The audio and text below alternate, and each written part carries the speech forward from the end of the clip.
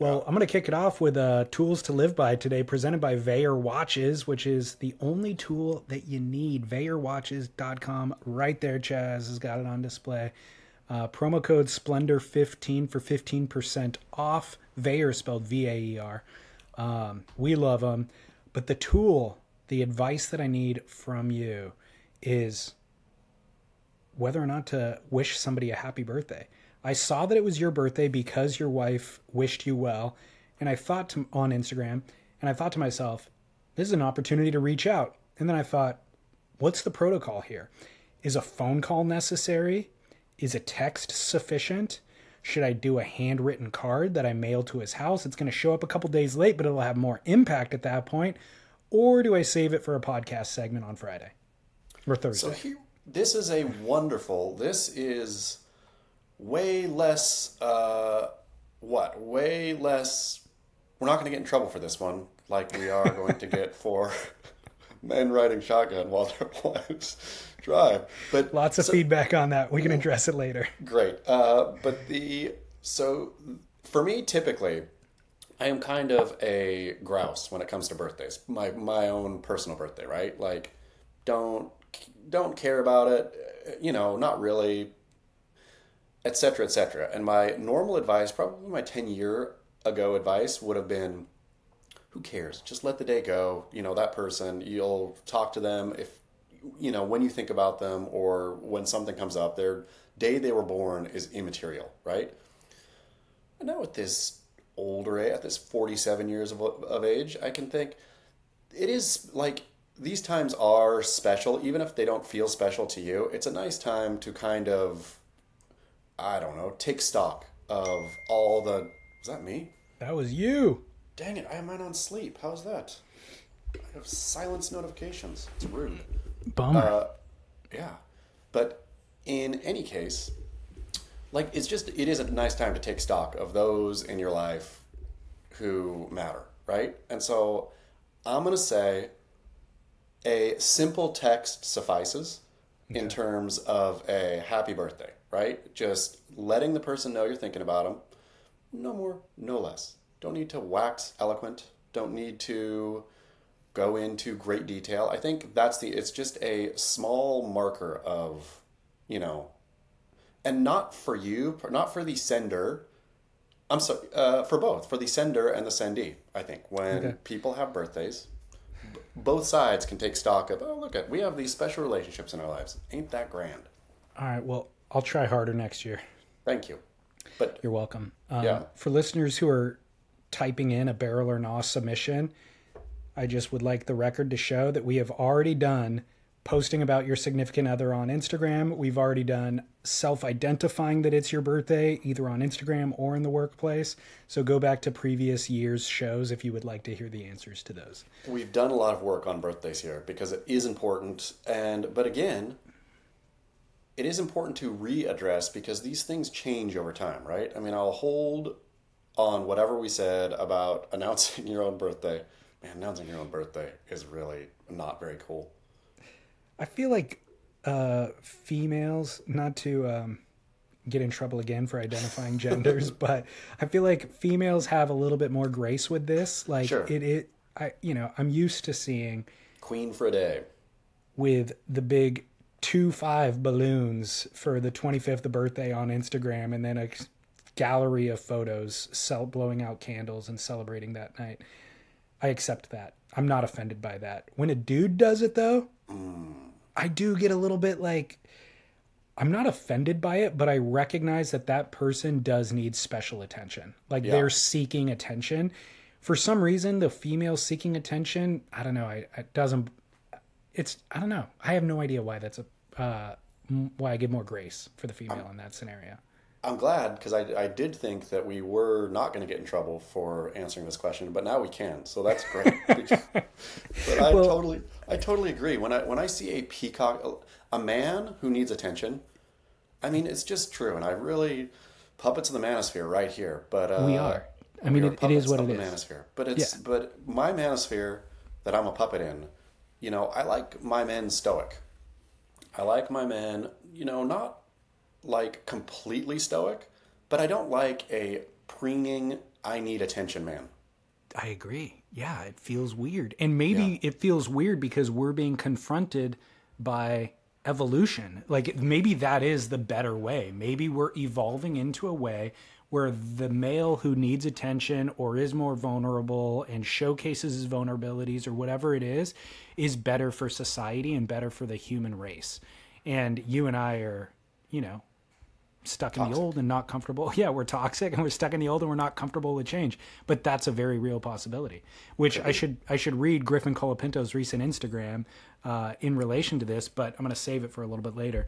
I do want to say, though, that very strangely, this place, this podcast, while it's seemingly flippant and a toxic environment and irreverent and all of that, I think it's actually the most civil place right now in surf media, because we discussed the husband sitting shotgun last week, and maybe it's because we've set an expectation for irreverence and for comedy, or just being self-effacing and even like being willing to take heat from people, but the feed people chime in afterwards with their opinions, but rarely do they actually attempt to tear you and I down.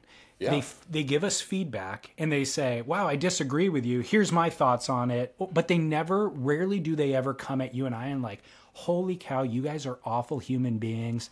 I'm never listening again, or I'm going to try to cancel you or anything like that. They chime in and they say, like I said, either I agree with you or that was funny, or I disagree with you and here's why I feel the way that I feel. It's become civil discourse. I have learned and grown so much from this podcast, from our conversation, of course, but then the conversation with the listener. Like, totally exactly what you said. I get thought-provoking DMs or emails or messages regularly, and especially when I've crossed the line. And even the one from, I mean, we'll get into it, I suppose, even the one from the Committee for Women's Surfing Equity, the Committee for Equity in Women's Surfing. That message, DM, was, you know, calling you and I puppets of the manosphere, but also had in the middle that I left out something about your interview with Paige Alms. They liked when Paige Alms corrected you. What did Paige Alms correct you upon? I think I said, first of all, she didn't correct me, but I think maybe what they're referring to is I said it was pretty cool. Like we were talking about the limitations of having the men's events at Jaws and then the women's event at Jaws and running the women in lesser quality surf or whatever it was. And so I said it feels like a step in the right direction for the Eddy to have an open division where the men competed against the women. Like in the same heat, women and men in the same heats or something like that. And she said, well, you know, that has inherent problems as well. And then she went on to explain what she felt was unfair about that. But I don't think she was correcting me. I gave my opinion on something and she gave her opinion on something. But great. But all to say, though, even the Committee for Equity in Women's Surfing / Surf Equity, I don't mean to name them again, but what goofballs. Talk about silly gooses. But yeah, they listen to the show. Yeah. Yeah, I mean, apparently, because I feel like they've chimed in the past and complained about something too, right? Yeah. So, first of all, did they wish you a happy birthday? Did Surf Equity reach? Surf Equity did not wish me a happy birthday. So when they complained about whatever it was last week, was there a direct message with civil discourse, or was it simply them posting an article that they tagged you in? They DM me like something about, yeah, exactly. I think I posted the DM, or did I? Maybe I just... I didn't see any message from them. Oh yeah, they messaged me and said, you are homophobic. Not only was your conversation about men riding shotgun while their women drive sexist, it was also homophobic because you didn't consider same-sex couples.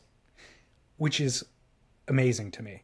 Yeah. As if when we talk about anything, we need to discuss every possible person who could be involved in the thing. You know, I mean, many, many times we discuss, let's say, a CT event, and we only discuss 3 people who surfed in the event. We don't discuss everybody who surfed in the event. But it's funny, I clicked over onto Surf Equity's Instagram page to see kind of what it was about. And I actually related to a lot of it. You know what I mean? Like I thought this is somebody who has a very specific, or maybe a group of people who have a very specific ideology in mind. And in kind of conjunction with that, they want to hold power to account. Like, I have these ideals. These are the things I'm interested in. These are the things I don't feel represented in, or my group doesn't feel represented in. And so I'm going to hold power to account to kind of acknowledge the way that I see the world. And I felt like I get it. Like, I feel that way personally in the surf world at times. But then I also felt like, wow, they're really misidentifying an enemy here. Like to identify us as the power that needs to be held to account, which, by the way, maybe I'm wrong. Maybe they're right. Maybe we do have a certain position of power by having this podcast or whatever. But I also consider us an ally.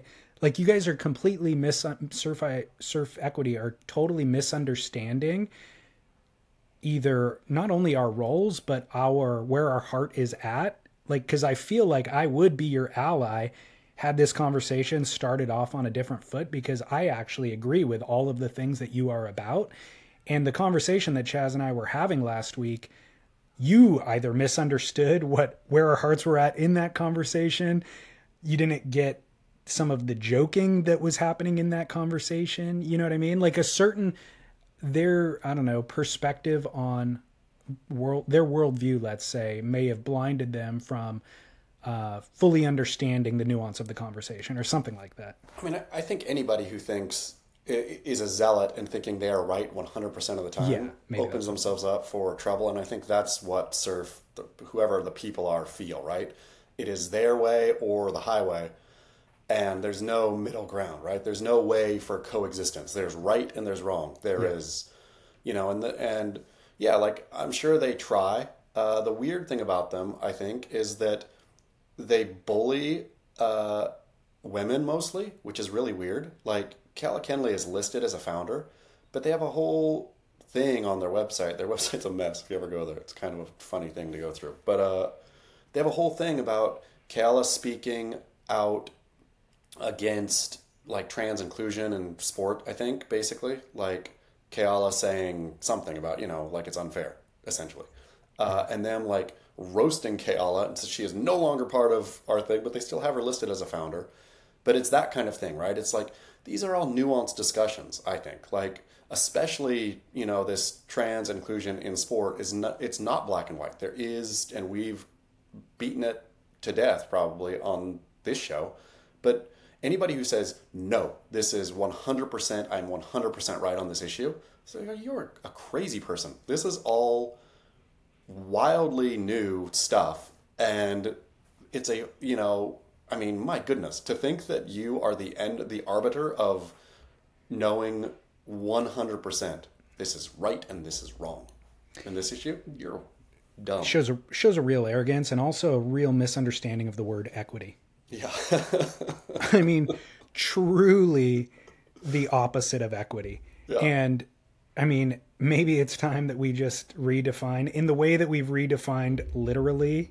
Yeah. Doesn't mean literally anymore, or couldn't care less doesn't mean what that, like, equity is now meaning I'm right, you're wrong. Exactly. Equity is the most narrow definition of what I feel to be right. Exactly. Well, keeping on the theme of birthdays, what'd you get and how'd you celebrate? How did your wife celebrate for you? My folks drove down, surprised me. They got a nice, a wonderful fountain pen. A good, like, classic fountain pen, not a ballpoint pen, fountain pen, which, as I got it, I realized I've never owned a fountain pen myself, and I thought, this is silly that I've not owned a fountain pen. And so I think it's an important tool to live by, as well as a Veyer watch, is a fountain pen. So I got a great fountain pen, book, some other stuff, and then we went out for a fine steak dinner at night. Beautiful. Yeah. What cut did you order? It was a Uh, it was was it a T-bone? T-bone, I think. Strange choice. That was a strange choice. Now that I think about it, it probably wasn't a T-bone.